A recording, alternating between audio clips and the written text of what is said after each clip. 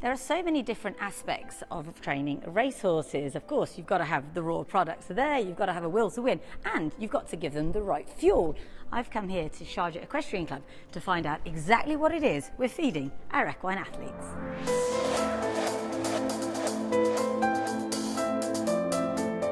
So what I really want to know, Dominic, is what are we feeding our racehorses and why, and what goes into, say, your average racehorse mix?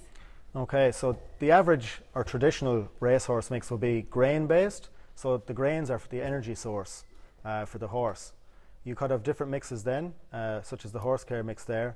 It's more fibre and oil-based, so it's more suitable energy for horses that are prone to gastric upset or even temperamental issues.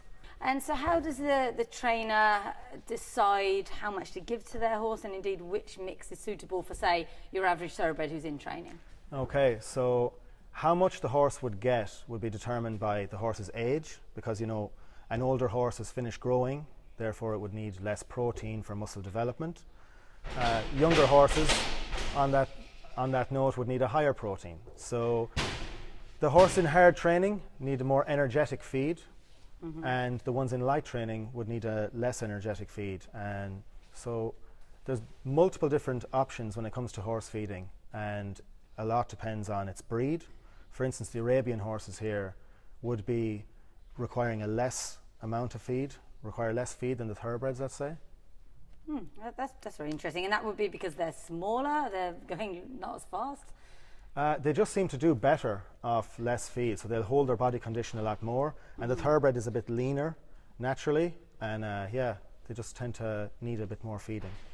And just to concentrate on the thoroughbreds, a bucket like this, so a pretty big portion of feed, you give this, most trainers would give this twice a day, 3 times a day? Yeah, so hopefully they would give 2 to 3 times per day minimum. So it's best to feed a horse little and often, because if you fed a big bucket like this, like the horse will just, most of them anyway, in good form and appetite, would eat it all up. Right. And it's not good to eat such a, like you know yourself, a heavy meal.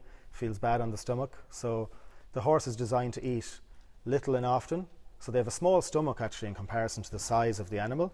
So it's very important to take that into consideration. So hopefully 3 to 4 times per day, little and often. And then in the build-up to a race, so let's say we're racing on Friday at the carnival, would the trainer do something different? Would they give them a little bit more sort of carbohydrates or something like that? How does it change when they're really ramping up towards a race? Okay, well, hopefully the training would be, they have to do their easy work, hard work. Every trainer has a different process and a different method to that, and a lot of them will feed in different ways also. What is recommended for the horse would be to have a consistent level of feeding, and then the trainer will look at the horse and they'll know better than anyone. Does the horse need a bit extra? Is he feeling a bit nervous? And they'll tailor that accordingly. So they'll all have their own different ways about going about that. And what's interesting about this feed, I guess, is that it's all made in Ireland.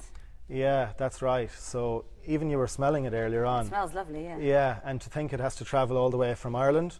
But, that's testament to, as well as the packaging of the feed to keep it fresh, it allows in, very minimal oxygen and controls the environment within the bag, stabilizing the feed.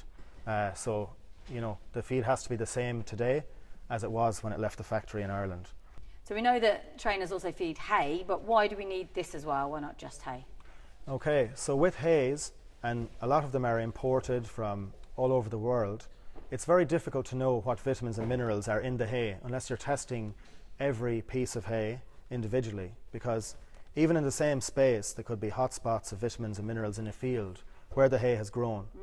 So any horse could have a high level and another one could have a low level. The vitamins and minerals are really essential to the performance horse, because you have obviously calcium and phosphorus for bone development, other ones for skin, hair and hoofs like your zinc, copper.